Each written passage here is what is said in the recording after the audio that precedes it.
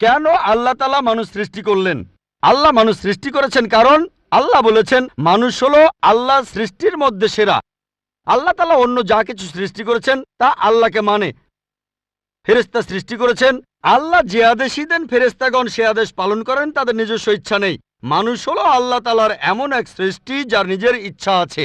আমরা তার কথা মানতেও পারি নাও মানতে পারি, তাই আল্লাহ আমাদের সৃষ্টি করেছেন। আমরা হলাম তার সৃষ্টির সেরা, আশরাফুল মাখলুকাত।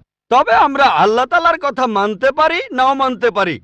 যদি আল্লাহর আদেশ মানেন তাহলে জান্নাতে যেতে পারবেন, তাহলে বেহেশতে যাবেন, স্বর্গে যেতে পারবেন। যদি আদেশ না মানেন তাহলে জাহান্নামে যাবেন, দোজখে যাবেন। তাহলে এই জীবনটা পরকালের জন্য পরীক্ষা। পবিত্র কোরআনে সূরা মুলকে 2 নম্বর আয়াতে উল্লেখ করা হয়েছে, আল্লাহ জি খালাকাল মাউতা ওয়া হায়াতা। আল্লাহ তাআলা সৃষ্টি করেছেন জীবন ও মৃত্যু তোমাদের পরীক্ষা করার জন্য। তাহলে এই জীবনটা হলো পরকালের জন্য পরীক্ষা। তাহলে আল্লাহ মানুষ সৃষ্টি করেছেন। আর আল্লাহ বলেছেন সূরা জারিয়াতের 56 নম্বর আয়াতে উল্লেখ করা হয়েছে, ওয়ামা খালাকতুল জিন্না ওয়াল ইনসা ইল্লা লিয়াবুদুন। আমি সৃষ্টি করেছি জিন ও মানুষকে যেন তারা আমার ইবাদত করে। তাই আমাদের উচিত আল্লাহ তাআলার আদেশ নিষেধগুলো মেনে চলা। তাহলে আমরা আল্লাহ সুবহানাহু ওয়া তাআলার অন্যরকম সৃষ্টি যার নিজস্ব ইচ্ছা আছে। আমরা আল্লাহ তাআলার আদেশ মানতে পারি আবার নাও মানতে পারি। অন্যান্য সকল সৃষ্টি যেমন তারা, গাছ, পাহাড়, পবিত্র কোরআন বলছে তারা আল্লাহ তাআলাকে সেজদা করে, তার সামনে নতজানু হয়, আল্লাহকে মানে। আমাদের স্বাধীন ইচ্ছা আছে, আল্লাহ আমাদের এই স্বাধীন ইচ্ছা দিয়েছেন। এই স্বাধীন ইচ্ছা নিয়ে যদি আল্লাহকে মানেন আপনি তাহলে ফেরেশতাদের উপরে চলে যাবেন। আর যদি আল্লাহ তাআলাকে না মানেন তখন হবেন শয়তানের সহযোগী। আল্লাহ আমাদের সৃষ্টি করেছেন পরকালের পরীক্ষার জন্য। আপনার দ্বিতীয় প্রশ্নে আসি, সবকিছুর একটা স্রষ্টা আছে, আল্লাহকে বানিয়েছে কে? যদি কেউ বলে সবকিছুরই একটা স্রষ্টা আছে, কথাটা ঠিক নয়। সব সৃষ্ট জিনিসের স্রষ্টা আছে। আল্লাহ তাআলার সংজ্ঞা হচ্ছে তাকে কেউ সৃষ্টি করেনি। যখনই বলবেন কে আল্লাহকে বানিয়েছে, সে আল্লাহ নয়। আল্লাহ তাআলার সংজ্ঞা হচ্ছে তিনি সৃষ্টি হননি। ধরেন এক লোক আপনাকে বলল যে ভাই, আমার বন্ধু জন, সে হাসপাতালে ভর্তি হয়েছে, সে একটা বাচ্চার জন্ম দিয়েছে। বলতে পারবেন এই বাচ্চাটা ছেলে না মেয়ে? বলতে পারবেন? চেষ্টা করেন, দেখেন। পারবেন না কেন? ছেলে না মেয়ে? হ্যাঁ না। ধরেন ভাই জন, সে হাসপাতালে ভর্তি হয়েছে, সে একটা বাচ্চার জন্ম দিল, এই বাচ্চাটা ছেলে না মেয়ে? আপনি বলতে পারবেন? না না। 50% চান্স ছেলে না মেয়ে। লোকজন সবাই হাসছে কেন? বলতে পারবেন? পারবেন না কেন? যে উত্তরই বলেন সেটা কি ঠিক হবে? চেষ্টা করে দেখেন, যে বাচ্চাটা জন্মালো সে কি ছেলে না মেয়ে? চেষ্টা করেন। মেয়ে। মেয়ে। ভাই, পুরুষ লোক কি বাচ্চার জন্ম দিতে পারে? হ্যাঁ, এখানে আপনি ভুল করেছেন। একইভাবে ভুল করেছেন যখন বললেন কে আল্লাহকে বানিয়েছে। পুরুষ লোক কোনো বাচ্চার জন্ম দিতে পারে না, তাহলে তো মেয়ে বা ছেলে হওয়ার প্রশ্নই আসে না। এখন কি আপনি বুঝতে পেরেছেন? হ্যাঁ, বুঝতে পেরেছেন, এই তো ভালো। পুরুষ লোক কোনো বাচ্চার জন্ম দিতে পারে না, তাহলে তো ছেলে বা মেয়ে হওয়ার কোনো প্রশ্নই আসে না। যখন প্রশ্ন করলেন কে আল্লাহকে সৃষ্টি করেছে, আল্লাহর সংজ্ঞা হচ্ছে, ঈশ্বরের সংজ্ঞা হচ্ছে তিনি সৃষ্টি হননি। যখনই বলবেন কে আল্লাহকে বানিয়েছে, সে আল্লাহ নয়। ওয়ালাম ইয়াকুল্লাহু কুফুয়ান আহাদ, তার সমতুল্য কেউ নেই। এবারে আপনার শেষ প্রশ্নটাতে আসে, আল্লাহ কে? আল্লাহ কে? সবচেয়ে সেরা সংজ্ঞাটা আছে পবিত্র কোরআনে সূরা ইখলাসে 1 নম্বর থেকে 4 নম্বর আয়াতে উল্লেখ করা হয়েছে। এখানে বলা হয়েছে যে কুল হুয়াল্লাহু আহাদ, বলো তিনি আল্লাহ এক, অদ্বিতীয়। আল্লাহুস সামাদ, তিনি অবিনশ্বর, চিরস্থায়ী। লাম ইয়ালিদ ওয়া লাম ইউলাদ, তিনি জন্ম নেননি, কাউকে জন্ম দেননি। ওয়ালাম ইয়াকুল্লাহু কুফুয়ান আহাদ, তার সমতুল্য কেউ নেই। এই হলো 4 লাইনের সংজ্ঞা আল্লাহ সুবহানাহু ওয়া তাআলার। যদি কোনো মানুষ, যদি কেউ বলে যে অমুক লোকটা আল্লাহ, সেই লোক যদি এই 4টা শর্ত পূরণ করতে পারে, আমাদের মুসলিমদের কোনো আপত্তি থাকবে না সেই লোককে আল্লাহ বলে মেনে নিতে। 4 লাইনের সংজ্ঞা, এটাই হলো ধর্মের লিটমাস টেস্ট। আল্লাহ তাআলার সংজ্ঞা প্রথমটা হলো কুল হুয়াল্লাহু আহাদ, বলো তিনি আল্লাহ এক, অদ্বিতীয়। আল্লাহুস সামাদ, আল্লাহ বিনশ্বর, চিরস্থায়ী। লাম ইয়ালিদ ওয়া লাম ইউলাদ, তিনি জন্ম নেননি, কাউকে জন্ম দেননি। ওয়া লাম ইয়াকুল্লাহু কুফুয়ান আহাদ, তার সমতুল্য কেউ নেই। যদি হিন্দু ধর্মগ্রন্থগুলো পড়েন সেখানেও একই রকম কথা বলা হয়েছে, কুল হুয়াল্লাহু আহাদ। এটা পাবেন আপনাদের ছান্দোগ্য উপনিষদে 6 নম্বর অধ্যায় 2য় অনুচ্ছেদের 1ম পরিচ্ছেদে। এক্কামে বিদিতাম, ঈশ্বর মাত্র একজন, দ্বিতীয় কেউ নেই। দ্বিতীয় টেস্ট আল্লাহুস সামাদ, আল্লাহ বিনশ্বর, চিরস্থায়ী। ভগবদ্গীতা 10 অধ্যায়ে 3 অনুচ্ছেদ বলছে আমাকে বলা হয় এই বিশ্বজগতের প্রভু। আমি জন্ম নেইনি, কোনো শুরু নেই। তৃতীয় টেস্ট, লাম ইয়ালিদ ওয়ালাম ইউলাদ, তিনি জন্ম নেননি, কাউকে জন্ম দেননি। আর শ্বেতাক্ষেত্র উপনিষদে আছে 6 নম্বর অধ্যায়ের 9 অনুচ্ছেদে, নাচাই সাকাসিজ জানিতা নাচা দীপা, ঈশ্বরের কোনো প্রভু নেই, তার কোনো বাবা মা নেই। মহান ঈশ্বরের কোনো বাবা নেই, তার কোনো মা নেই। তারপর ওয়ালাম ইয়াকুল্লাহু কুফুয়ান আহাদ, তার সমতুল্য কেউ নেই। আর শ্বেতাক্ষেত্র উপনিষদে বলা হয়েছে 4 নম্বর অধ্যায়ের 19 অনুচ্ছেদে আছে। এছাড়াও যজুর্বেদ 32 অধ্যায়ের 3 অনুচ্ছেদে বলা হয়েছে নাতাস্তি প্রতিমা আস্তি, মহান ঈশ্বরের কোনো প্রতিমা নেই, কোনো মূর্তি নেই, কোনো ছবি নেই, কোনো ফটোগ্রাফ নেই, কোনো ভাস্কর্য নেই। এটা কে বলেছে?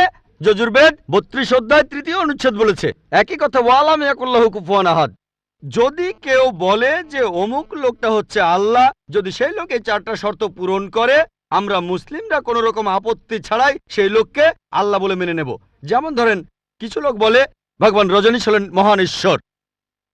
একবার প্রশ্নোত্তর পর্বে এক হিন্দু আমাকে বলেছিলেন, আমরা ভগবান রজনীশকে ঈশ্বর বলে মানি না। আমি কখনোই বলিনি হিন্দুরা ভগবান রজনীশকে ঈশ্বর বলে মানে। আমি বলেছি কিছু লোক তাকে ঈশ্বর বলে মানে। আসুন দেখি রজনীশকে আমরা টেস্ট করি। প্রথম টেস্ট হলো কুল আল্লাহু আহাদ, বলো তিনি আল্লাহ এক, অদ্বিতীয়। রজনীশ কি এক, অদ্বিতীয়? সেই কি একমাত্র লোক যে নিজেকে ঈশ্বর দাবি করেছে? এরকম অনেক মানুষই ছিল, আর এই দেশে হাজার হাজার লোক নিজেকে ঈশ্বর দাবি করেছে। রজনীশ একমাত্র নয়। তবে রজনীশ ভক্তরা বলে না না, উনি একটু আলাদা। এবারে পরের টেস্টে দেখি। আল্লাহুস সামাদ, আল্লাহ অবিনশ্বর, চিরস্থায়ী। রজনীশ কি অবিনশ্বর, চিরস্থায়ী? আমরা তার জীবনী থেকে জানি, তার আত্মজীবনী থেকে।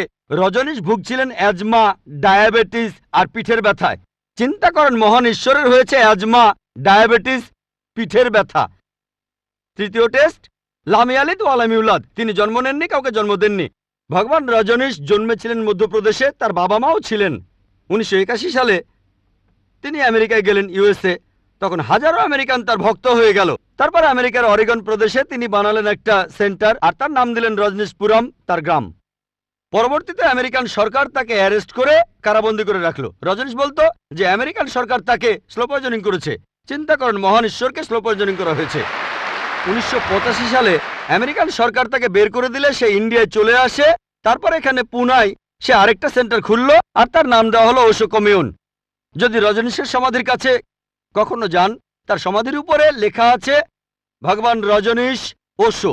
কখনো জন্মাননি, কখনো মরেননি, তবে পৃথিবীতে ভ্রমণ করেছেন 1931 সালের 11 ডিসেম্বর থেকে 1990 সালের 31শে জানুয়ারি পর্যন্ত। কখনো জন্মাননি, কখনো মরেননি, তবে পৃথিবীতে ভ্রমণ করেছেন 1931 সালের 11 ডিসেম্বর থেকে 1990 সালের 31শে জানুয়ারি পর্যন্ত। তার সমাধিতে এটা লিখতে ভুলে গেছে যে পৃথিবীর 21টা দেশ তাকে ভিসা দেয়নি। মহান ঈশ্বর আসলেন এই পৃথিবীতে পৃথিবী ঘোরার জন্য, বিভিন্ন দেশে যাওয়ার জন্য তার নাকি ভিসাও লাগে। তখন গ্রিসের আর্কবিশপ বলেছিলেন, যদি রজনীশকে এই দেশ থেকে তাড়িয়ে না দেওয়া হয়, আগে তার ঘর পোড়াবো, তারপর ভক্তদের ঘর পোড়াবো। শেষ টেস্ট, ওয়ালাম ইয়াকুল্লাহু কুফুয়ান আহাদ। পরীক্ষাটা এতই কঠিন যে একমাত্র আল্লাহ ছাড়া কেউই পাশ করবে না। যখনই আল্লাহর সাথে কারো তুলনা করবেন, সে আল্লাহ নয়। ওয়ালাম ইয়াকুল্লাহু কুফুয়ান আহাদ। এখন ভগবান রজনীশ অন্য অনেক মানুষের মতো মুখে দাড়ি ছিল, একটা নাক, দুটো চোখ, দুটো কান, দুটো হাত। যখন আল্লাহর সাথে পৃথিবীর কোনো কিছুর তুলনা করবেন, সে আল্লাহ নয়। ওয়ালাম ইয়াকুল্লাহু কুফুয়ান আহাদ। যদি কেউ বলে যে আল্লাহ তাআলা 1000 গুণ বেশি শক্তিশালী, আপনারা কি শোয়ার্জনেগারের নাম শুনেছেন? এই লোকের নাম কখনো শুনেছেন? কখনো শুনেছেন তার নাম?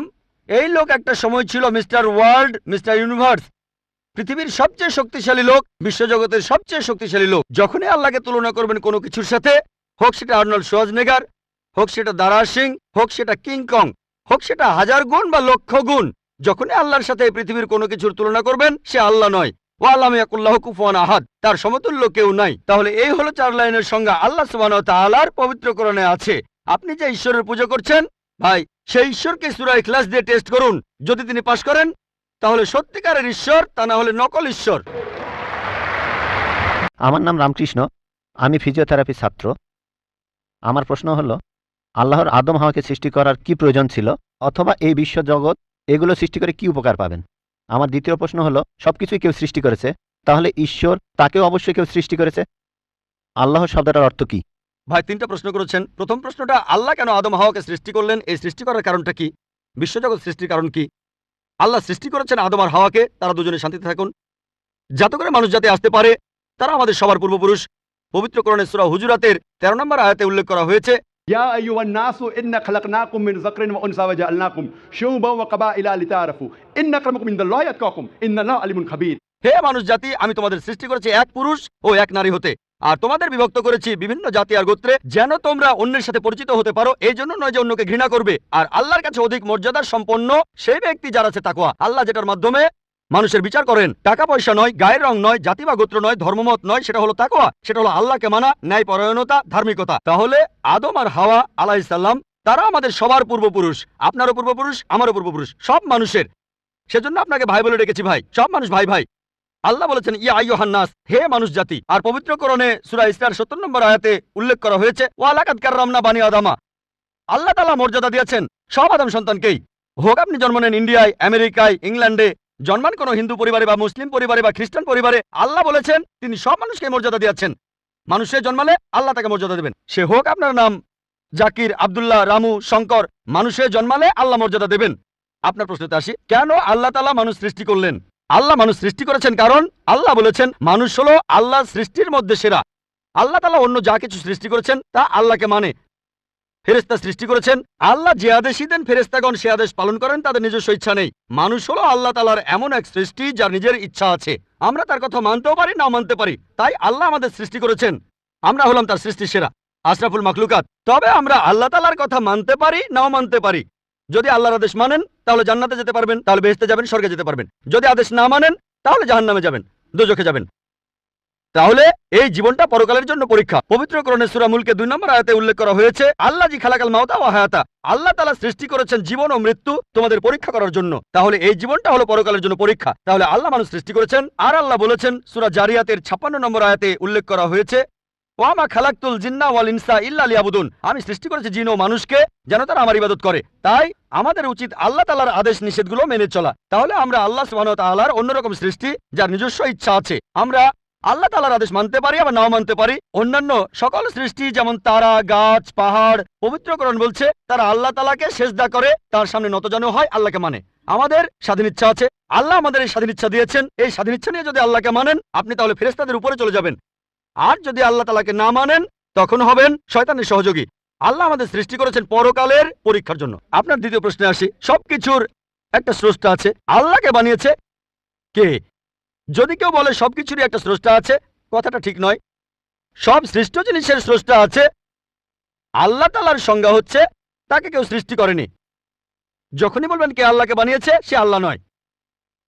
আল্লাহ তাআলার সংজ্ঞা হচ্ছে তিনি সৃষ্টি হননি। ধরেন এক লোক আপনাকে বলল যে ভাই আমার বন্ধু জন, সে হাসপাতালে ভর্তি হয়েছে, সে একটা বাচ্চার জন্ম দিয়েছে। বলতে পারবেন এই বাচ্চাটা ছেলে না মেয়ে?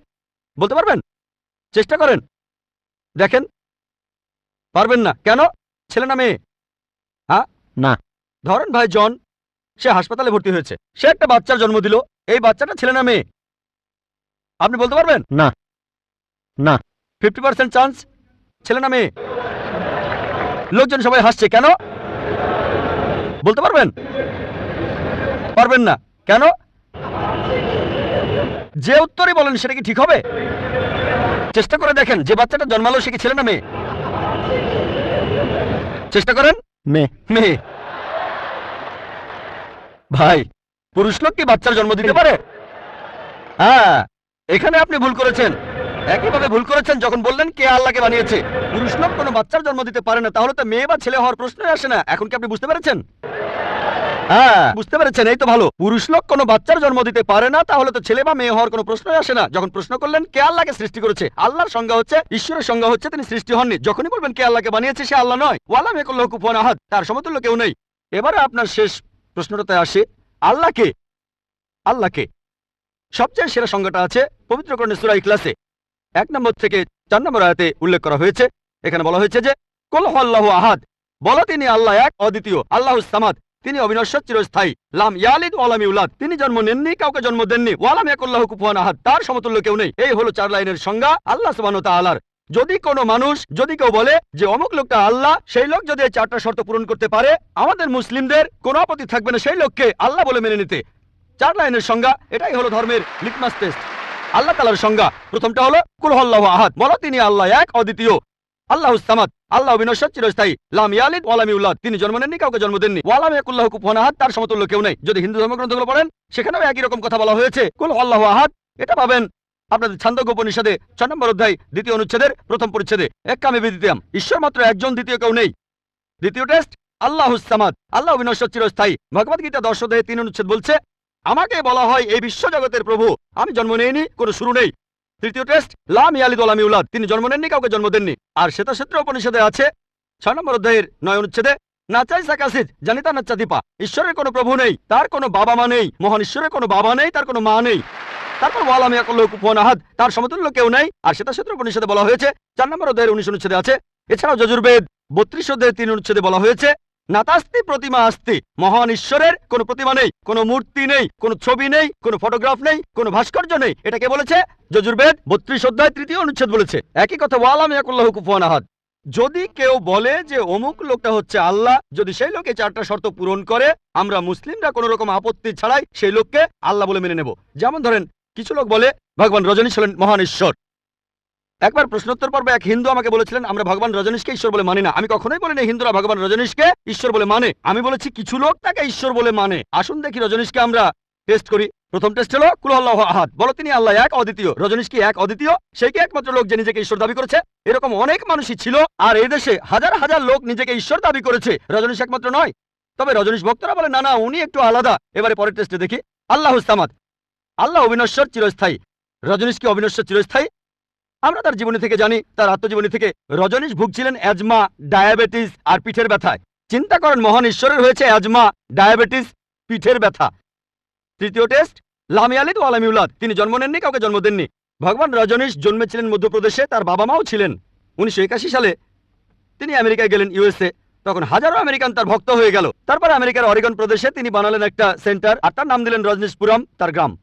পরবর্তীতে আমেরিকান সরকার তাকে অ্যারেস্ট করে কারাবন্দী করে রাখলো। রজনীশ বলতো যে আমেরিকান সরকার তাকে স্লো পয়জনিং করেছে। চিন্তা করেন, মহান ঈশ্বরকে স্লো পয়জনিং করা হয়েছে। 1985 সালে আমেরিকান সরকার তাকে বের করে দিলে সে ইন্ডিয়ায় চলে আসে। তারপর এখানে পুনায় সে আরেকটা সেন্টার খুললো, আর তার নাম দেওয়া হলো ওশো কমিউন। যদি রজনীশের সমাধির কাছে কখনো যান, তার সমাধির উপরে লেখা আছে ভগবান রজনীশ ওশো। কখনো জন্মাননি, কখনো মরেননি, তবে পৃথিবীতে ভ্রমণ করেছেন 1931 সালের 11 ডিসেম্বর থেকে 1990 সালের 31 জানুয়ারি পর্যন্ত। কখনো জন্মাননি, কখনো মরেননি, তবে পৃথিবীতে ভ্রমণ করেছেন 1931 সালের 11 ডিসেম্বর থেকে 1990 সালের 31 জানুয়ারি পর্যন্ত। তার সমাধিতে এটা লিখতে ভুলে গেছে যে পৃথিবীর 21টা দেশ তাকে ভিসা দেয়নি। মহান ঈশ্বর আসলেন এই পৃথিবীতে, পৃথিবী ঘোরার জন্য, বিভিন্ন দেশে যাওয়ার জন্য তার নাকি ভিসাও লাগে। তখন গ্রিসের আর্কবিশপ বলেছিলেন, যদি রজনীশকে এই দেশ থেকে তাড়িয়ে না দেওয়া হয়, আগে তার ঘর পোড়াবো, তারপর ভক্তদের ঘর পোড়াবো। শেষ টেস্ট ওয়া লাম ইয়াকুল্লাহু কুফুয়ান আহাদ। পরীক্ষাটা এতই কঠিন যে একমাত্র আল্লাহ ছাড়া কেউই পাশ করবে না। যখনই আল্লাহর সাথে কারো তুলনা করবেন, সে আল্লাহ নয়। ওয়া লাম ইয়াকুল্লাহু কুফুয়ান আহাদ। এখন ভগবান রজনীশ অন্য অনেক মানুষের মতো মুখে দাড়ি ছিল, একটা নাক, দুটো চোখ, দুটো কান, দুটো হাত। যখন আল্লাহর সাথে পৃথিবীর কোনো কিছুর তুলনা করবেন, সে আল্লাহ নয়। ওয়া লাম ইয়াকুল্লাহু কুফুয়ান আহাদ। যদি কেউ বলে যে আল্লাহ তাআলা 1000 গুণ বেশি শক্তিশালী, আপনারা কি শোয়াজনেগারের নাম শুনেছেন? এই লোকের নাম কখনো শুনেছেন? কখনো শুনেছেন তার নাম? এই লোক একটা সময় ছিল মিস্টার ওয়ার্ল্ড, মিস্টার ইউনিভার্স, পৃথিবীর সবচেয়ে শক্তিশালী লোক, বিশ্বজগতের সবচেয়ে শক্তিশালী লোক। যখনই আল্লাহকে তুলনা করবেন কোনো কিছুর সাথে, হোক সেটা আর্নল্ড শোয়াজনেগার, হোক সেটা দারা সিং, হোক সেটা কিং কং, হোক সেটা 1000 গুণ বা লক্ষ গুণ, যখনই আল্লাহর সাথে পৃথিবীর কোনো কিছুর তুলনা করবেন, সে আল্লাহ নয়। ওয়া লাম ইয়াকুল্লাহু কুফুয়ান আহাদ, তার সমতুল্য কেউ নাই। তাহলে এই হলো 4 লাইনের সংজ্ঞা আল্লাহ সুবহানাহু ওয়া তাআলার পবিত্র কোরআনে আছে। আপনি যে ঈশ্বরের পূজা করছেন, ভাই, সেই ঈশ্বরকে সূরা ইখলাস দিয়ে টেস্ট করুন। যদি তিনি পাশ করেন, তাহলে সত্যিকারের ঈশ্বর, তা না হলে নকল ঈশ্বর।